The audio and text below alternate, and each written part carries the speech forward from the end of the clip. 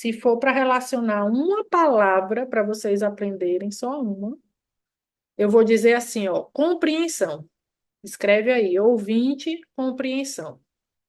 Que é o que as fonos na faculdade a gente aprende assim, ó, linguagem receptiva. O ouvinte é a habilidade da criança ouvir e compreender. Então, se eu digo assim, ó, me mostra a cabeça, o menino ouviu e mostrou que compreendeu, ele tem essa habilidade de ouvinte. Se eu disser assim, me mostra a boca, e ele mostrar a boca, ele ouviu e mostrou que entendeu, então ele tem a habilidade de ouvinte para o item cabeça e para o item boca.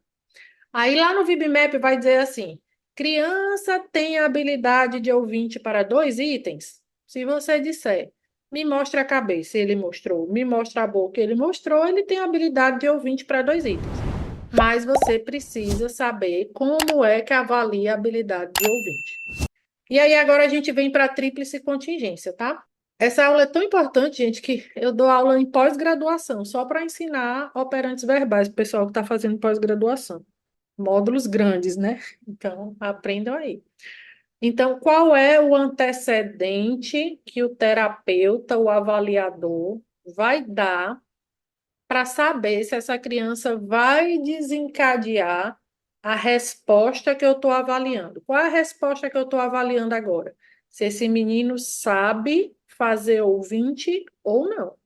Se ele não responder de ouvinte, não fizer a resposta, é não no VibMap. Se ele fizer, é sim. Então, vamos fazer agora o antecedente. O antecedente de ouvinte não é visual igual o tato. O antecedente de ouvinte, ele é verbal. Se ele é verbal, é assim, ó, o terapeuta vai dar um estímulo verbal, que é você dizer assim, ó, mostre o olho. Qual é a resposta comportamental para você saber se esse menino entendeu o olho? E aí você quer que ele mostre, né? Se o menino mostrou o olho, ele emitiu o ouvinte certo. Ele mostrou que ouviu e entendeu o olho. E aí, qual é a consequência que você vai dar como avaliador? Ah, muito bem, você acertou, que lindo. Deixa eu perguntar outra coisa. Aí você vai fazer outra. Aí o VibMap diz: tem dois responder de ouvinte, aí você, eita, eu tenho que fazer outro. Aí você vai dizer assim: me mostra só verbal, tá? Esse não tem antecedente visual, porque é ouvinte. Então, o antecedente é a criança seguir uma instrução, seguir uma ordem, seguir um comando verbal. Então, toda vez que você lê, eu quero saber se o menino tem ouvinte, qual é a sua instrução, qual é o seu antecedente? Aí você dá uma ordem verbal para ver se ele ouve, né? Se ele ouve e se ele entende. Então, se você disser assim, me mostra o nariz, é o antecedente da sua avaliação. E aí o menino fez assim, ó. A resposta que ele fez foi, ele mostrou que ele sabe cadê o nariz. Então, ele fez um responder de ouvinte correto. Aí você diz, muito bem, então esse menino já fez o responder de ouvinte correto para o olho e o responder de ouvinte correto para o nariz. Aí o VibMap vai dizer, tem dois responder de ouvinte? Tem. Aí você diz assim, me mostre a cabeça. Aí o menino faz. Ou seja, ele teve responder de ouvinte para a cabeça? Não. Aí você vai testando outros. Se for um menino que você já conhece, a mãe dele pode dizer assim: ó, se você disser, mostra a bola, ele vai saber, mostra a barriguinha e mostra o pezinho. Esse ele sabe. Pode testar que ele sabe. Aí você faz, mostra a bola, mostra a barriga, mostra o pezinho. Já acertou três. Então ele já vai pontuar três no BibMap. Se você já conhece a criança, você já vai botando os pontos que ele tem, até ele não ter mais ponto. É, nada mais que eu pergunte, mostra tal coisa, ele sabe. Já perguntei tanta coisa que ele não sabe, pois ele só marcou os três pontinhos mesmo. Só acertou os três, que era bola, tal coisa, tal coisa. Pronto. Vai ser muito quantitativo o protocolo. Tem ouvinte para. Quando o menino está mais sabidinho, o ouvinte vai ser assim, ó. Pega a bola e bota em cima da cadeira. Esse é o antecedente, que é uma instrução verbal. Se o menino ouviu e ele foi lá, pegou a bola e botou em cima da cadeira, ele fez esse responder de ouvinte de duas instruções. E aí o VibMap vai perguntar: tem responder de ouvinte para duas instruções consecutivas? Aí você vai dar as duas instruções consecutivas. Pega a bola e entrega para a mamãe. Se o menino ouviu e teve responder de ouvinte, ele pegou a bola e entregou para a mamãe, ele ganhou um pontinho lá nesse marco do VibMap. Gente, eu estou dizendo que o VibMap pergunta isso, aquilo, outro, eu não tenho as 170 questões na minha cabeça, não. Eu estou lembrando mais ou menos. Mas ele sempre vai perguntar: faz um responder de ouvinte, faz responder de ouvinte para duas instruções. Eu não sei decorado, não, mas a ideia é você saber o que é, como é que testam responder de ouvinte. O que é que vai ser testado, na tese tem dizendo que vai testado, e no livro do André ele ainda diz, faça tal frase, né? Porque são frases que ele testou e que as crianças brasileiras mais têm contato e tal, ele ainda bota exatamente a frase que você vai testar, é mastigado mesmo, bem fácil. Então, o responder de ouvinte é isso. Agora, eu vou fazer um responder de ouvinte com o Mickey, para ver se vocês entenderam mesmo, porque não vou fazer mando com o Mickey, não vou fazer tato com o Mickey, mas vou fazer responder de ouvinte com o Mickey. Ou seja, é o mesmo itemzinho que eu levei lá para avaliar o menino, mas eu estou testando outro operante verbal. Qual é o meu antecedente para eu saber se ele tem o responder de ouvinte Mickey? O antecedente é verbal, então eu vou dizer: me mostre o Mickey. Qual é a resposta que eu estou avaliando nessa criança? Se ele fizer assim, ó, eu vou dizer, ó, ele ouviu e entendeu, ou seja, ele teve responder de ouvinte para Mickey. Aí eu vou dizer: muito bem, você acertou. Aí se eu disser assim, ó, me mostre o Mickey. Aí ele fizer assim, ó.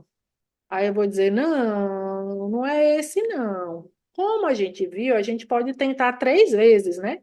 Então eu vou lá de novo, ó. Fulaninho, vamos lá, presta atenção, olha o que a tia está dizendo. Mostra o Mickey. Aí o menino aqui de novo, ó. Ou então assim, assim, assim. Ele não sabe, ele está perdido, ele está errando. É melhor você botar não na avaliação e depois você fazer o treino do responder de ouvinte, do que você botar que ele sabe e, na verdade, ele não sabia. Ele tá errando. Então, assim, ele realmente, quando você diz, mostra o Mickey, ele estava prestando atenção, estava atento, e ele mostrou, beleza. Agora ele está errando, é melhor botar que errou. Às vezes os terapeutas ficam com pena. Não, mas eu acho que ele sabe. Não, gente, é melhor a gente pontuar para menos e ensinar do que você achar que ele sabe, passar por cima sem o menino saber. Então, responder de ouvinte é: me mostre tal coisa e o menino acertou. A dica é você dizer assim: preste atenção, vamos lá, ó, eu vou perguntar o Mickey, você vai mostrar o Mickey. É você ensinar a avaliação para ele, mas você ensinar, mostra o Mickey, é esse aqui, viu? É esse aqui, ó, o Mickey é esse aqui, não erre não. Aí você tá dando a resposta, você não pode dar a resposta. Você pode instruir a criança: ó, eu vou te mostrar agora, você tem que prestar atenção no que a tia falou e me mostrar o certo, tá bom? Vamos lá. Ó, só vou ensinar mais uma vez. Então, você pode dar dicas explicando à criança o que é que você está avaliando. Então, vamos lá, mostra o Mickey. Aí o menino mostrou. Aí ele acertou mesmo. Na hora que eu falei, ele já foi certo. Pronto, então ele tem que responder de ouvinte para esse item. Agora vamos lá. Mostra o celular. Aí o menino foi com a mãozinha na mesma hora no celular. E você, ó, mais um responder de ouvinte. Ele tem responder de ouvinte para celular. Então, o responder de ouvinte é um antecedente verbal. A resposta comportamental é o menino mostrar que ele entendeu. E o reforço é só você, eita, muito bem, acertou, tudo bem. Esse é o responder de ouvinte, tá? O menino não vai ter que falar. Esse é o Mickey, viu, tia? Não, ele não vai ter que falar, ele vai ter que mostrar que ele ouviu e entendeu. Então, se você disser assim também, ó, lá no BibMap vai ter assim, no ouvinte, tá? Executa dois movimentos. E aí você vai ter que dizer para o BibMap se ele executa ou não. Aí você já sabe que o ouvinte, a sua instrução é verbal. Então, executa dois movimentos, eu tenho que saber se o menino ouve, entende, porque é ouvinte. Então, você vai dizer assim, por exemplo, no livro do André já diz assim: bata a palma. Você deu uma instrução verbal. O menino ouviu? Ouviu. Ele vai fazer? Aí ele fez a resposta. Aí você, eita, que lindo, você acertou. Aí você vai lá no VibMap. Criança executa uma ação motora? Sim, no ouvinte vai ter isso. Ele bateu palma. Aí lá no VibMap diz assim: executa duas ações motoras, isso é ouvinte, tá? Aí você vai dizer assim: bota a mão para cima. Aí você deu o antecedente e o menino fez.